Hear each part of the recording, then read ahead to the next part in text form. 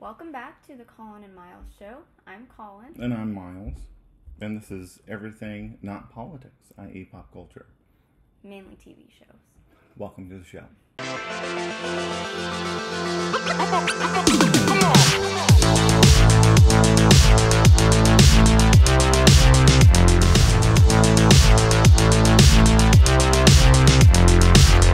So, the first topic we're going to talk about today is a show that we've been watching since the first night that it premiered, or the night that it premiered, because it can only premiere one first time. Yeah.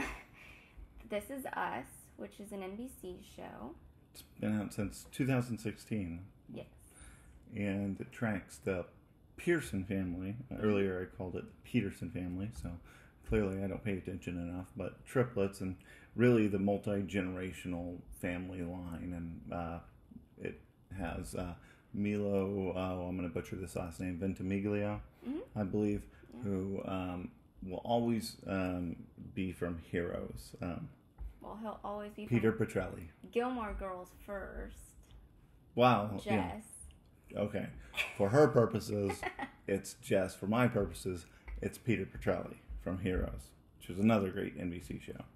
But I don't understand why they had to end this series, This Is Us, with, the dying off of the lovable characters that, you spent so much time profiling for all the series. Why end it on a sad note? I know. Yeah. It's pretty cool, though, because the last scene, and spoiler alert, is her walking through her life in the form of a train, which reminded me of the Star Trek TNG episode. What was it? Emergent. There we go, where they're on a train. So, but anyways, I also like the fact that they, have the afterlife as being able to live out the happiest moments in your life. Because in the show Supernatural, heaven is portrayed as you being able to live out the happiest moments in your life over and over again. Mm-hmm. So, but moving on to other shows that we're watching. Star Trek has a new series called Strange New Worlds. Yes, and I wasn't really sure if I was going to enjoy it, but after the first opening credits, I think it reeled me I think in. you just like the colorfulness of them. I like how we have another intro where somebody is saying space, the final frontier. It's very cool. Okay. So if you watch it, you have to watch the opening credits at least once. Yeah. And there's a lot of focus on Spock's love life in this that I just don't understand, because it was my understanding that Vulcans only had a love life every 7 years during Bonfire. But, yes. It's just kind of weird. I know. And then I didn't even think about that until today when you mentioned it. But I also really like that they're tying in elements of the original series, because it's kind of cool that they're honoring Trek history with this show. Yeah, unlike they did with Picard, the end of season 1 where 7 of 9 and Raffi, end up in a romantic relationship, because that was totally canon. Yeah. Well, also on another streaming service, we're watching a comedy show with Steve Martin and Martin Scorsese. Wait, is it Martin Short? Martin Short, yeah. And Selena Gomez. So 2 old school comedy individuals, and I guess a Disney Channel individual. Yeah. So, but it tracks them on investigating a murder inside of their large New York apartment building, and say the least, Steve Martin, Martin Short deliver comedy gold throughout the entire season. Yes, it's hilarious. I watched the first season on my own, and then we watched it together, and it was just as hilarious the second time through. Yeah, it's whenever you're not worried about cancel culture and individuals just doing comedy. Comedy's great.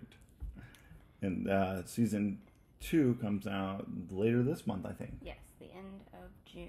Yeah, so that's really exciting. I'm looking forward to see what other comedy shenanigans they have. Another comedy show that we've watched is Space Force, which We did talk about it last 2 years ago, maybe, when it came out. We talked about it briefly.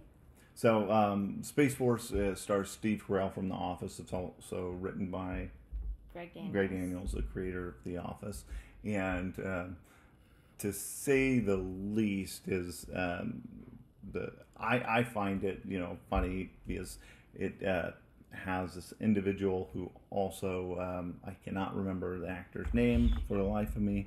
Oh, this is a cat, so hello, cat.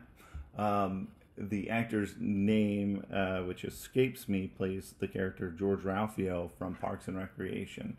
And there's this, he's just such a ridiculous personality. Yeah. And, but, yeah, she watched season 1 when? 2 years ago when it came out, but you mainly fell asleep when we Yeah, watched I guess it. I didn't watch it as intently, and then we rewatched it, which I thought it was, I really enjoyed it, and so we watched the second season, which you didn't find it that funny. It was, season 1 was definitely better. I don't know. Well, maybe they'll win you back over with season 3 if it comes out, or when it comes out. Yeah. So another show that we are watching is Lost in Space. Danger, Will Robinson. Yes, but for anyone who enjoyed the original TV show, Lost in Space, you might not like this version because it's more not, of a live action. It's not the same at all, and so yeah. But the season 3 came out in December, but we're just now getting around to watching it. I didn't know it actually came out in December because I didn't tell him. And that's okay. I guess she was worried that the time we do have during the evenings whenever we watch TV, she didn't want to add more onto the plate. But it's nice because we get to watch it at our own pace now, and not having to wait a week after week for the next episode to come out. Yeah, and it's kind of like the next show we're going to talk about, but it's kind of like I think I don't enjoy the show, but then when we have it on, I'm really interested in it. It grabs your attention. Yeah. Which, rolling into the next show we're going to talk about is having to wait. As right now we're in between, I guess, mid-season where they're going to release the other part of the season in July, which is Stranger Things. And we're on season 4. And this, if you don't know what Stranger Things is, it's, pretty neat show. Really, they're able to recreate the 80s in a way that I feel is just fantastic. And they are fighting, for the last 3 seasons, they've fought this, really sci-fi-esque character that there was a cloud of mystery around, but this season they've really profiled his background, which I think takes away the mystery, because they're in the upside down world, and it just, I guess the mystery of their enemy was very, very intriguing to me, and now that they've really uncovered the veil, it's like, oh, okay, so there that mystery went. Well, I think it was kind of cool because now we see how everything began, and maybe there will be more mysteries to solve. Well, yeah, I guess the overarching mystery is where do they get their superhuman powers, like telekinesis? Yeah. But as I don't know, it'll be interesting to see how this season plays out. Is it the last season? I don't know. Oh, okay.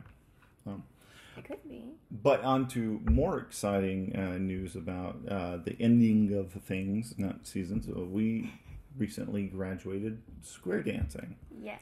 So in the last episode, we talked about how we were taking square dance lessons. And, now we've graduated and we are taking plus lessons, which is a level beyond mainstream, which we've already learned. It's not for fat people, meaning plus size.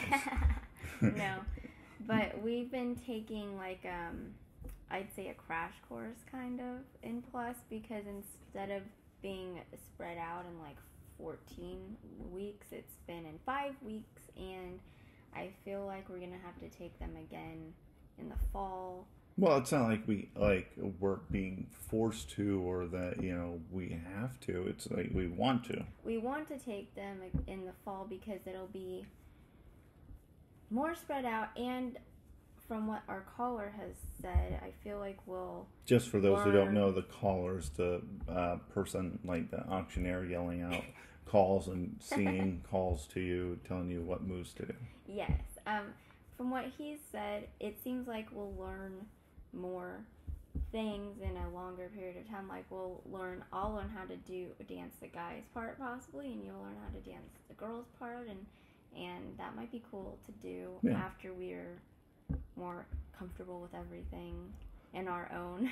Later today, actually, we'll be going to Tulsa to do some square dancing. So that'll be fun. And there will be at least one other caller there, so that'll be kind of stressful. But she gets stressed over everything. Just so you guys understand how critical she is on herself, is she downloaded this application on her phone to be able to tell how to specifically to do all the moves. And during our original lessons, every week we would get printed out descriptions and definitions of the various moves, and she would quiz herself on it. Miss Perfectionist over here. I don't want to feel lost. I want to know what I'm doing. I want to be confident. Yeah, you trust me. It shows. You're definitely a good square dancer. That's for sure. I just don't think I could go to such an extent, personally. Well, you don't have to, because you do nothing, and then you just show up, and you can just follow along with everyone. Yep, basically. It's like, oh, you're doing that? Okay, maybe wrong, but I'll do it. But, the last thing that I wanted to talk about was, for the last several months, and it shouldn't have taken me this long, but I've been reading this series of 4 books. It's like a saga kind of, called 3 Dark Crowns, and I originally read a sample. Here, I'll show you the first book. This is what the first book looks like, and it's by Kendare Blake, or Kendare Blake. Kendare. It's pretty cool how the pages look on the edge of it. Yes, I love pages like that, where they're uneven and they're cut. Oh, it's Kendare Blake. Okay, well, anyway, I read a sample of the first book in 2016, and I thought, I'm going to enjoy this book, and so I bought it, and I bought the whole series, but I hadn't had a chance to read them until this year, and I think I started them in March, but now it is June, and I have not read 4 books, mainly because after the first book, or even like partway through, I'm like, I'm gonna be sad when these are over, because I got so attached to the characters. I got so attached to them, and I'm like, I don't want it to end. I don't want it to end, and so yeah. But anyway, I would highly. Oh yeah, it's like a fantasy type. So if you're into that, that's not usually my genre. I usually like to lead towards sci-fi or dystopian type books, but this is fantasy, and I'm enjoying it. And I bet if you like, what's that? Game of Thrones, you might like this. It seems like it could be similar, although I know nothing about Game of Thrones except people get killed, so... No, I don't know enough about this book, but yeah, Game of Thrones is certainly a lot of people getting killed. Well, this might be a toned down version, but as far as being like fantasy and the same type of genre, you might enjoy this. So, anyway. Read it if you like. Yes, that's my plug. I keep telling her that she needs to do a show by herself called Colin's Corner, where she goes over books and whatnot and inspires other people to read books. But, I'll get her there. All right. Outside of that, we're going to try and pump out more and more episodes rather than, how many did we do in the last year? Well, the last 2 years, 2 years? we did 7, which was more than I thought we did. So we're going to try and pump more and more out. Yes. Because she's entertaining. Well, when we're in the mood, we can be entertaining, but it won't always be about TV shows. It's just what we're on right now. Sometimes we'll talk about music, maybe. And or cats. Yeah. Like this one. Yeah. Just has to be the center of attention. I told you he wanted to be in our show because he thinks he's going to be famous. Yeah, well. Anyways, well, until next time, I'm Miles. I'm Colin. And we will see you later. Bye.